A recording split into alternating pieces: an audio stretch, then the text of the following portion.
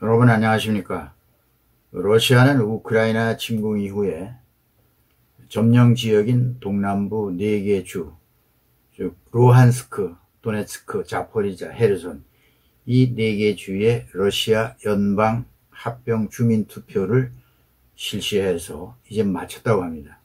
9월 30일쯤 이변이 없는 한 연방 합병을 선언할 것으로 보입니다. 이는 러시아 대통령 푸틴의 원래 목표이기도 합니다. 그래서 이 시간 방송은 러시아 연방 찬성 주민투표와 30만 부분 동원령에 관련해서 예상되는 전쟁의 변화와 러시아 내부의 사정을 방송해 드리는 시간을 갖겠습니다. 이달 초에 우크라이나 대공세에서 러시아는 전투 중에 시급한 병력 충원이라는 문제에 부닥치게 됩니다. 2월 24일 15만 병력으로 침공을 개시하고 그 이후 지금까지 7개월 동안 우크라이나 전쟁 시작부터 9월 26일 현재 부상병을 제외하고 57,200명이라는 전사자를 냈죠. 물론 서방 측 통계에 의한 겁니다. 전문가들 분석으로는 한마디로 러시아 초기에 동원한 침공군대는 이미 무너져서 없어진 것으로 평가하고 있습니다. 현재 러시아는 와그너 그룹 등 용병, 돈바스 지역 반군, 람잔 카디로프가 이끄는 체첸군, 소수민족 군대 등 잡다한 계층 군대들이 러시아군을 받쳐주고 있는 그런 실정이라 하겠습니다. 부상병을 치료해서 다시 전선에 부족한 병력을 채워야 한다는 소식도 있습니다. 이런 절박한 상황에서 특수군사작전이라는 형식적 명분을 벗어던지고 고육지책으로 푸틴은 30만 부분 동원령이라고 하는 것을 발표함으로써 러시아 국민에게 러시아는 지금 전쟁 중이다 라는 선포를 정식으로 한 것이나 마찬가지입니다. 더구나 우크라이나군이 예비군을 포함해서 150만 명의 동원 계획을 잡고 있다고 하는 그런 소식이 들려오자 러시아군으로서는 그 긴박함이 더해지고 있습니다. 푸틴은 9월 21일 대국민 연설을 통해서 동원령을 발령하면서 러시아와 국민 보호를 위해서 모든 수단을 사용할 것이다. 이렇게 말했습니다. 이 말은 러시아인이 듣기에는 그럴듯하게 들립니다. 그런데 여러분 어떻게 생각하십니까? 가만히 있는 우크라이나를 침공해서 푸틴 자신이 전쟁을 일으켰습니다. 우크라이나가 러시아를 먼저 공격했다면 말이 되지만 영토 확장의 야욕에 망상을 품은 푸틴이 멀쩡히 가만히 있는 우크라이나를 탱크로 밀어붙여 놓고 러시아를 보호한다느니 누가 러시아로 쳐들어갔습니까? 말이 아니고 코미디입니다. 하지만 이 말 속에도 푸틴은 이런 걸 노렸겠죠. 이제 우리가 점령한 우크라이나 4개 주가 곧 러시아 연방으로 들어올 테니 근데 이 4개 주의 면적이 우리나라만 하다고 합니다. 루한스크, 도네츠크, 자포리자, 헤르손 이 4개 주입니다. 그곳 우크라이나인이 이제부터 러시아인이 될 테니 그들을 겨냥해서 회유성 발언으로 던진 것으로 보이기도 하죠. 이 부분 동원령 발령으로 지금 러시아는 국민들이 난리가 났습니다. 러시아의 도시마다 반전 시위, 반푸틴 시위, 그리고 젊은 층을 중심으로 수많은 러시아 청년들이 국경을 넘어서 도망하는 사태가 벌어지고 있습니다. 시위자들은 푸틴을 위한 전쟁에 나가기 싫다. 푸틴을 전쟁터에 보내라. 이런 구호를 외치면서 끌려가고 있습니다. 동원령이 내려지자 핀란드 국경은 차량 행렬로 마비 사태를 이루었고 몽골 국경으로 몰리면서 현지 시간 25일 3,000명 이상의 러시아 청년들이 입국했다고 AFP 통신이 보도했습니다. 지금 러시아는 국경을 폐쇄한 상태죠. 부분 동원령 집행의 과정에서 불평도 터져나오고 있습니다. 카스피해 연안의 조그마한 자치국가 다게스탄이라는 변방국가가 있는데요. 주민이 8,400명인데 그 중에 100명의 남성이 소집 통보를 받았다고 분노하고 있습니다. 마을 주민들이 도로를 막고 경찰과 극한 대치를 벌였다고 로이터 통신이 보도했습니다. 이들이 이렇게 반발하게 된 데는 우크라이나 전쟁에서 지금까지 이 마을 남성 301명이 이번 우크라이나 전쟁에서 사망해서 돌아왔다고 합니다. 이 수치는 모스크바 출신 사망자보다 10배가 많았다고 하는 거죠. 크림반도 내에서도 타타르인이 인구의 13%를 차지하는데요. 소수민족이죠. 그중 90%가 징집 통지서를 받은 것으로 추산된다고 영국 일간지 가디언이 전했습니다. 이들 이슬람 소민족 타타르인은 징집이 불균형적으로 이루어지고 있다라고 불만을 표출했다고 보도했습니다. 가디언에 의하면 미하일로 포돌야크 우크라이나 대통령 보좌관은 이런 사정을 주시하면서 트위터에 이렇게 말했습니다. 진짜 민족 학살이자 국가 전체에 대한 거대한 비극이다. 이러면서 러시아가 점령지 시민에게 전쟁을 강요하는 행동은 불복종을 구실로 소수민족을 없애려는 시도에 지나지 않는다. 이렇게 말했습니다. 러시아 언론 보도에 따르면 푸틴 대통령이 부분 동원령 발령 이후에 후속 법안에 서명했는데요. 이런 거죠. 적군과의 전투에서 명령 불복종, 탈령 또는 항복하는 자는 최대 10년의 징역형에 처해질 수 있다. 이런 법안이라고 합니다. 영국 정보부는 이미 소집된 부대가 우크라이나 최전선에 도착하기 시작했다고 보도했습니다.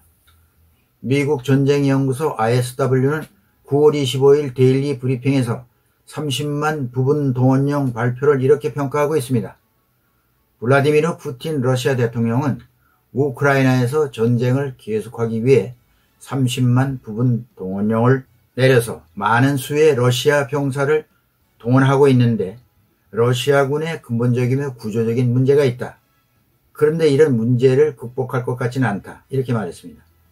그러면서 이런 문제점을 해결하지 않은 채 밀어붙이는 대규모 인적 동원은 비효율적이기도 하면서 높은 국내 사회적 정치적 비용을 발생시킬 것이다. 라고 말했습니다. 이 말은 지금 증명이 되고 있습니다. 지금 러시아 내부에서 확산되고 있는 푸틴 저항 운동과 이에 따른 사회 혼란입니다. 이 혼란을 푸틴은 물리력을 동원해서 진압을 하고 있는데요. 그것은 푸틴의 정치적 부담이 점점 더 커지고 있다는 말입니다. 그러면서 ISW는 동원령에 의해 생성된 병력 자체도 러시아 군대의 전투력에 실질적 보탬이 될 가능성은 매우 희박하다. 이렇게 말했습니다. 이들이 전투력을 가진 병력이 되기 위해서는 이제까지 시행해온 군사적 시스템의 기본 결함을 수정해야 하는데 푸틴은 지금 그 근본적 문제 해결보다는 당장 전장으로 인력을 밀어넣는 데 더 관심이 있는 것으로 보인다라고 평가했습니다. 그렇습니다. 지금 러시아는 30만이 아니라 실제는 120만의 병력을 동원하려고 하고 있다는 얘기입니다. 이제 푸틴은 문제를 더 키워버렸습니다. 동원령이 갑자기 나온 것은 아닙니다. 5월 9일 전승절 행사에서 혹시나 푸틴은 연설 속에 동원령을 발표하지는 않을까 하고 예상하고 있었는데요. 용케 그때 잘 넘어갔죠. 우크라이나 전쟁은 지금 예단하기 쉽진 않습니다. 하지만 판이 우크라이나 쪽에 유리하게 기울어진 게 분명합니다. 뿐만 아니라 이대로 가면 지금과는 비교가 안 될 만큼의 엄청난 인명살상이 발생할 것은 물론 푸틴은 걷잡을 수 없는 자국 내부의 혼란으로 엄청난 정치적 위기를 떠안게 될 것이 분명합니다. 많은 전쟁 전문가들은 러시아는 전쟁에 이길 수가 없다는 분석이죠. 왜? 요약하면 이렇습니다. 첫째는 우크라이나 전쟁에서 우크라이나군은 대통령으로부터 군복을 입고 목숨 걸고 나라를 지켜야 한다는 절체절명의 정신으로 무장하고 있습니다. 그런 반면에 러시아군은 우리가 우크라이나 군대와 왜 싸워야 하는가? 전쟁할 이유가 뭔가? 싸움의 목표가 무엇인가? 네, 전쟁에서 용맹스러움과 군인의 사기는 어디에서 나옵니까? 내가 죽어도 기꺼이 나라와 가족을 위해서 싸우다 죽는다. 이런 정신에서 나오는 게 아닙니까? 대부분의 러시아인은 일단 우크라이나와의 전쟁에 명분이 없다고 생각합니다. 명분 없는 무모한 전쟁에서 푸틴을 위해 희생하라는 것이니 거부할 수밖에 없다는 겁니다.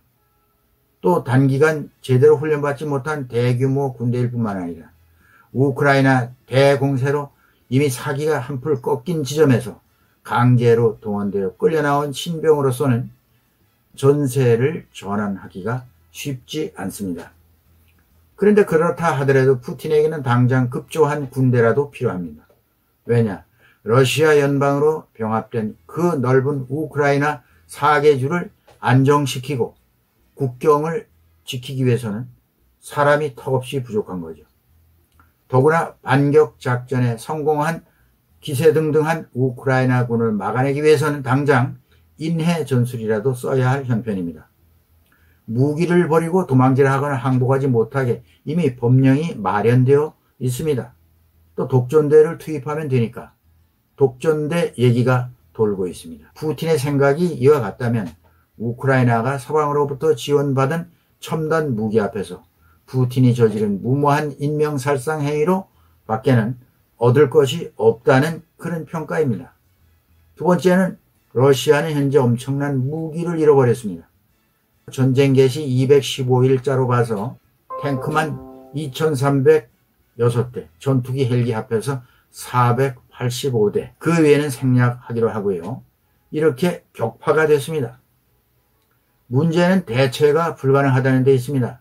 우크라이나군에 계속 지원되는 서방제 무기에 대응하자면 필요한 전력 자산을 보충해 가야 하는데 그러한 여력이 없다는 거죠.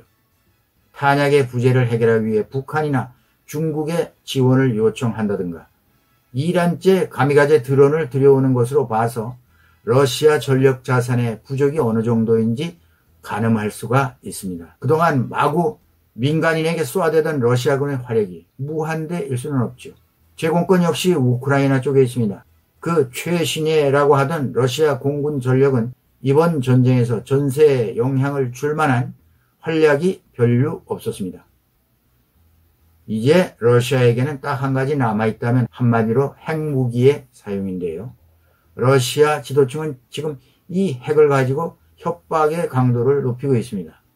하지만 여러분, 전쟁에서 핵을 무기로 사용한다는 문제는 또 다른 이슈입니다. 핵무기 사용과 관련해서는 미 백악관 제이크 셜리번 국가안보보좌관이 GBS TV에서 러시아에게 이렇게 경고한 말을 새겨 들을 필요가 있습니다. 미국 관리들은 이미 비공개 채널을 통해서 크렘린에 이미 경고를 했다, 이렇게 말했습니다. 그러면서 미국은 핵무기를 사용하겠다는 러시아의 위협을 심각하게 받아들이고 있다. 그것은 제2차 세계대전 이후 처음으로 핵무기 사용 가능성이 제기되었기 때문인데 치명적이며 심각하게 받아들여야 합니다.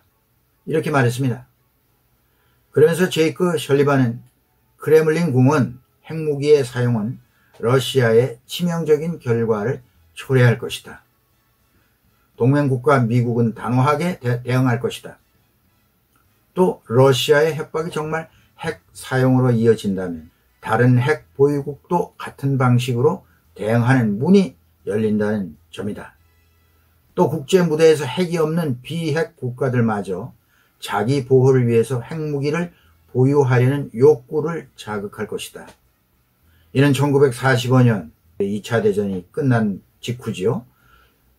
1945년 이래로 유지되어 온 핵 사용에 관한 상대적 균형이 무너져서 인류의 종말을 향한 길이 될 것이다, 이렇게 밝혔습니다. 네, 결과는 인류의 종말이죠. 세 번째는 우크라이나 전쟁에서 러시아군은 다양한 계층의 전투부대를 통합해서 지휘할 수 있는 시스템에 문제가 있다는 점을 노출시켰습니다. 그러다 보니 상부 명령을 무시한 채 각자 도생하는 부대가 나타나고 무질서하게 기동하다 집중 포화를 맞는 부대가 비일비재했다는 것이죠. 러시아군은 7개월간 지휘관급 장교들을 무수히 잃었습니다. 단위 부대의 전투의 근간이 되는 군의 하사관 체제가 러시아에는 없습니다. 병과 장교로 되어 있는 군 조직인데요. 지휘관인 장교의 사망은 곧 병력의 괴멸과 폐주로 연결이 되죠. 지난 4월 영국의 더 타임스 그리고 BBC 매체는 러시아군 사망자 1084명의 신원을 확인한 결과 사망자 20% 이상이 장교로 파악되었다고 보도했습니다. 지금까지 전투 현장에서 전사한 러시아 장성만도 10여 명이 훌쩍 넘습니다. 러시아군 단위부대 지휘관은 전투 중에 긴박한 결정이 필요할 때 독자적인 의사결정을 내릴 수가 없다는 거죠. 항상 전투 중에라도 크렘린의 명령을 기다려야 한다는 겁니다. 전장에서 멀리 떨어진 푸틴이 대대전술을 지휘한다는 말도 있습니다. 이게 사실이라면 경직된 러시아군의 현실이 이러한 고급 장교들의 인명 피해를 가져오는 하나의 원인이라고 보지 않을 수 없습니다. 푸틴 자신도 KGB 출신이지만 군 출신이 아니죠. 쇼이구 장관도 군대 경력이 없이 국방장관을 합니다. 러시아군의 고위층은 군에서 전쟁 경험과 전투 실무를 쌓은 사람보다는 푸틴이 신임하는 측근들로 구성되어 있습니다. 그런가 하면 현장 지휘관의 문책성 교체도 빈번합니다. 그러다 보니 체계적이고 유연성 있는 전술을 구사할 수가 없는 거죠. 지금 이 순간에도 동부전선 지만에서 러시아군 약 7,000명이 포위된 채 괴멸 직전에 있다는 오신트들의 보도가 있습니다. 이제 우크라이나 전쟁은 일말의 협상도 없이 확산되어가는 느낌입니다. 푸틴은 일단 우크라이나 반격 작전을 저지하기 위해서 새로 동원한 대군을 배치해서 전쟁을 지연시키면서 동절기 전투에서 승부처를 찾고 있는 중이 아닐지 추정해 봅니다. 어찌되었든 러시아 국민의 전쟁 반대 분위기가 확산되고 있고 러시아가 점령한 4개 주의 연방가의 주민투표 결과가 전선에 어떤 변화를 가져올지 주목되지 않을 수 없습니다. 네, 오늘은 여기까지 하겠습니다. 우크라이나의 평화를 기원합니다. 시청해 주신 여러분 대단히 감사합니다. 구독도 부탁드리겠습니다.